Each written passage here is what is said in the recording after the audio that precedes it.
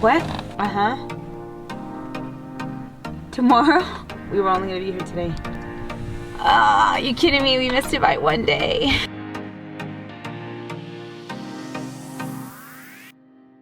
On the previous episode, you followed along as we left San Diego, beginning our adventure through the Grand Circle.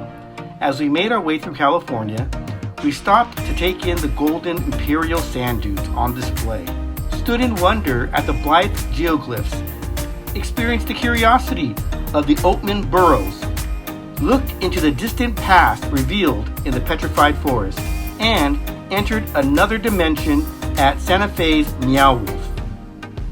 Now, continue on the journey with us and make sure you subscribe to support the channel and get notified when the next video posts.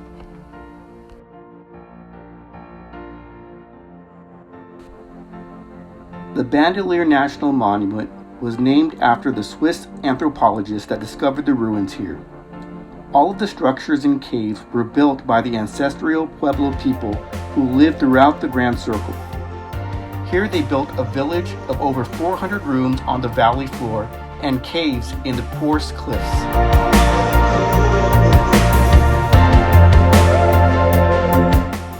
The reason they wanted to go here is probably because there's a lot of holes in it, so they got a jump start to creating caves. They don't have to mine the whole thing. They could just go in one and make more room. And it was really a really perfect place to stay and cook stuff and build everything. Pretty impressive that they made that.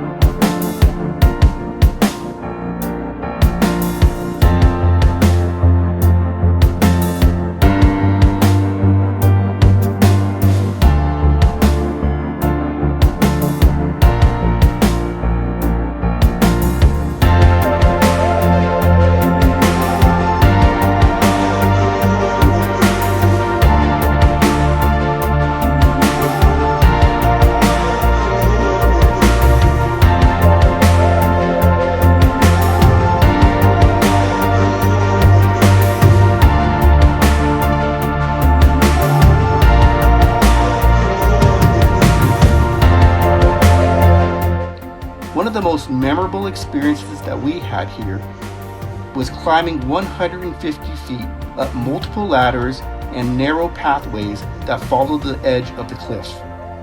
If you're afraid of heights, you may want to think twice before you attempt this one. I saw a handful of visitors change their mind halfway up.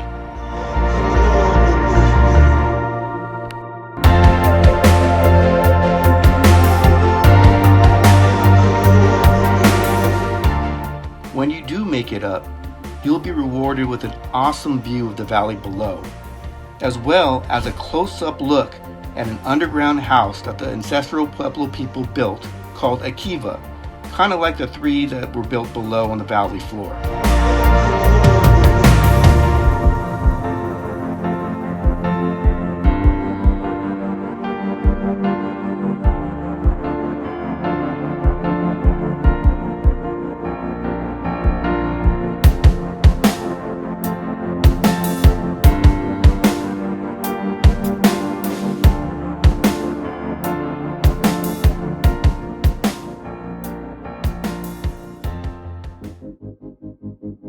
Hi, we are here in Mesa Verde National Park, and funny story is we actually came here a couple of years ago with some friends, and it was the day after Christmas, so it was snow, and actually it was a very rare snowstorm that year, and we had no access. There was no snow plowing, so they didn't allow us access in the park. So I'm so glad we were able to come back and witness this and learn so much more. We hope you come along and take away a lot of great beauty, time, and culture that Mesa Verde has to offer.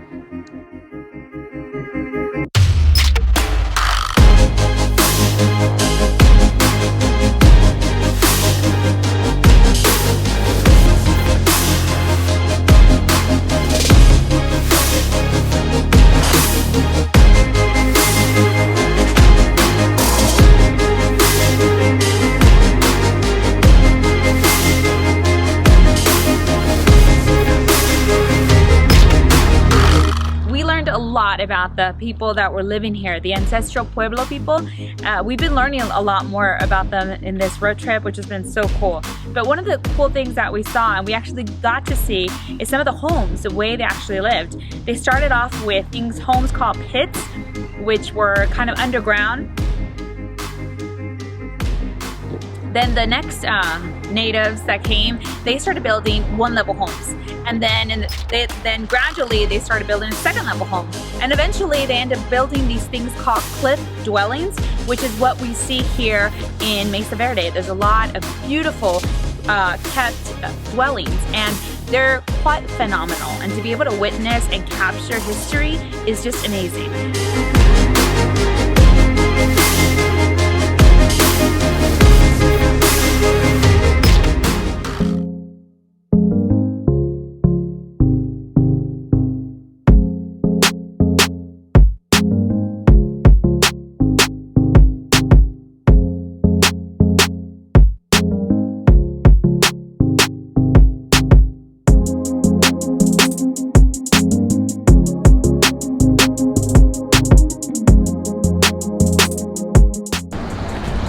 So we are here in the town of Telluride. It's about an hour north of Cortez, Colorado, where we were at, and it's a really beautiful town. It's almost like you're in the French Alps or something. But one of the main reasons we came here is because of the gondola rides. It's a ride that takes you from the town here up into the mountain area where they have basically beautiful scenery and some restaurants and stuff that we wanted to see. But when we got here, we called and What? Tomorrow? We were only gonna be here today. You kidding me? We missed it by one day. they don't even open until tomorrow. So unfortunately, we're not gonna be able to get to do that. But they do have some really other beautiful things here, like this town to see. And also they have some neat waterfalls like Frijoles Valley Falls, and they also have some other cool waterfalls just featured around the city that you can see. So we're gonna kind of take a look and, you know, make the best of the situation.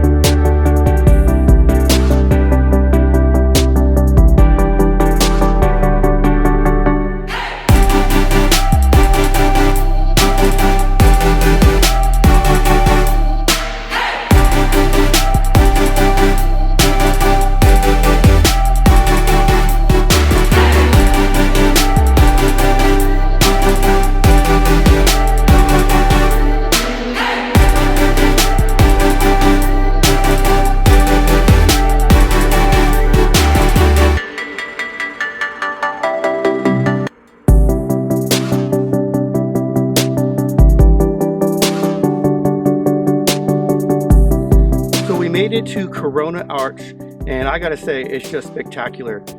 It's kind of, for me, I can compare it to Delicate Arch in Arches National Park. It's almost as beautiful, but a much easier and shorter hike. I believe it's 3 miles in and out, and there's lots of cool shady places to rest on your way. So if you get a chance, this is not in a national park, to make this part of your adventure here in Moab.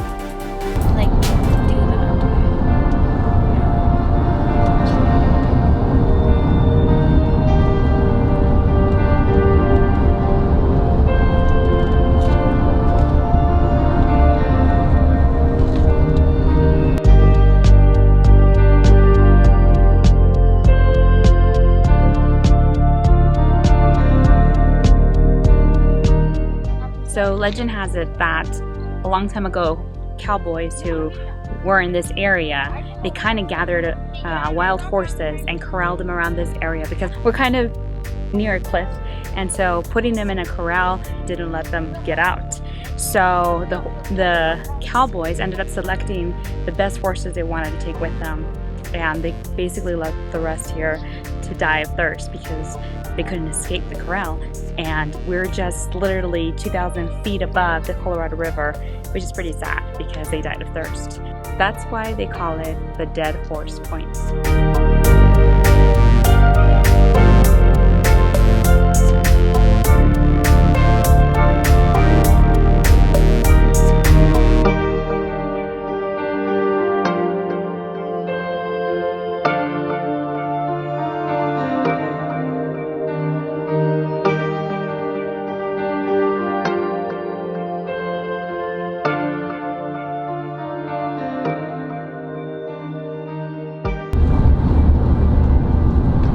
Just a few miles from the entrance of Dead Horse Point, you'll find the entrance of Canyonlands.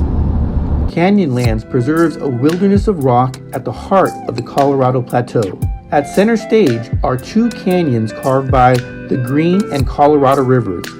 Surrounding the rivers are vast and very different regions. Island in the Sky to the north, the Maze on the west, and the Needles on the east. On this adventure, we only had time to check out the Island in the Sky section of the park.